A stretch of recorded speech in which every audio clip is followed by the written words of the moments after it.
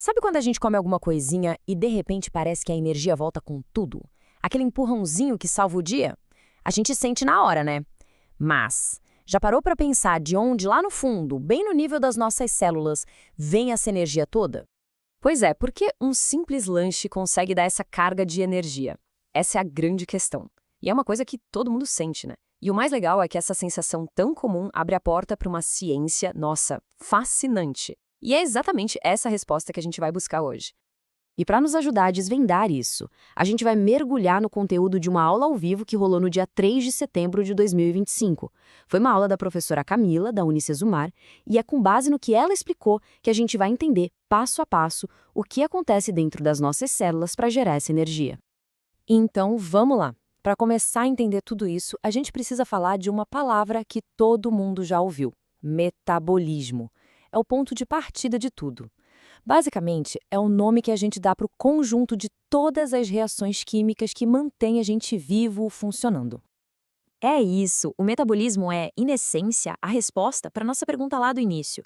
É ele o grande responsável por pegar o que a gente come e transformar em duas coisas: energia, para a gente poder fazer tudo o que precisa, e matéria-prima, os tijolinhos para construir e consertar nosso corpo. E o metabolismo, olha só, ele tem como se fosse dois lados, duas vias principais. Uma é o catabolismo. Pensa em catástrofe, em quebrar.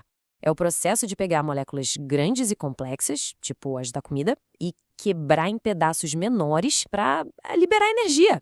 E o outro lado é o anabolismo. Esse faz o contrário. Ele pega energia liberada e usa para construir coisas novas, como proteínas para os nossos músculos. É tipo isso, um time demole para conseguir material e energia e o outro time usa esse material e energia para construir.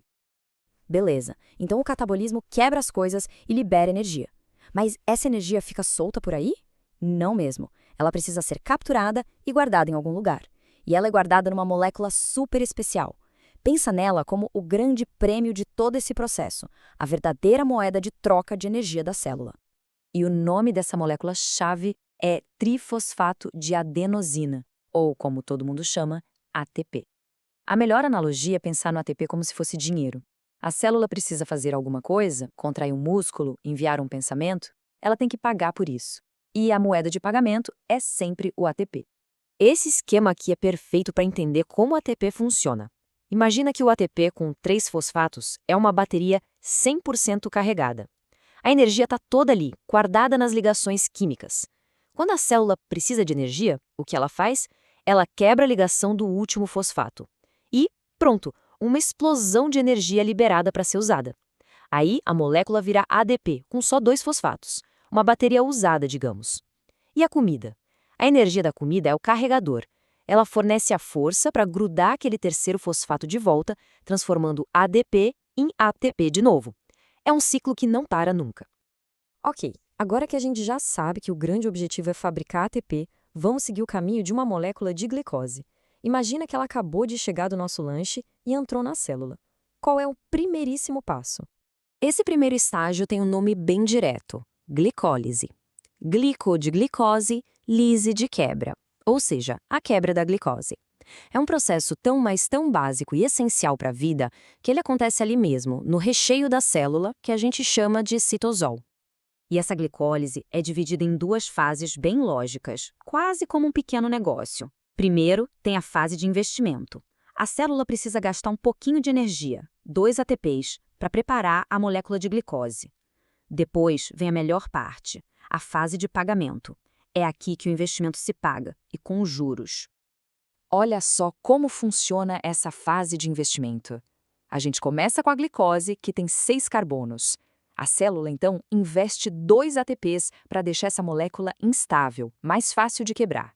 E é o que acontece. Ela se parte bem no meio, formando 2 moléculas menores, cada uma com 3 carbonos. É a preparação do terreno para o que vem a seguir. E agora, a fase de pagamento. Aquelas duas metades da glicose entram em uma série de reações, e é aqui que o lucro aparece. No total, essa fase gera 4 moléculas de ATP. Mas não é só isso, ela também produz 2 moléculas de NADH, que a gente pode pensar como vales energia, que vão ser trocados por mais ATP lá na frente. E no final de tudo isso, o que sobra são 2 moléculas de um composto chamado piruvato.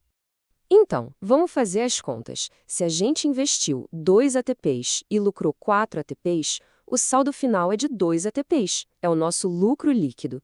Pode não parecer muito, mas é uma energia super rápida. E o mais importante, isso é só o começo. Bom, vamos organizar as ideias. O que a gente tem até agora e para onde vamos.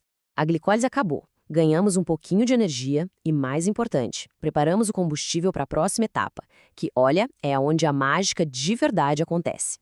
Resumindo então, uma única molécula de glicose que entrou na célula rendeu o quê?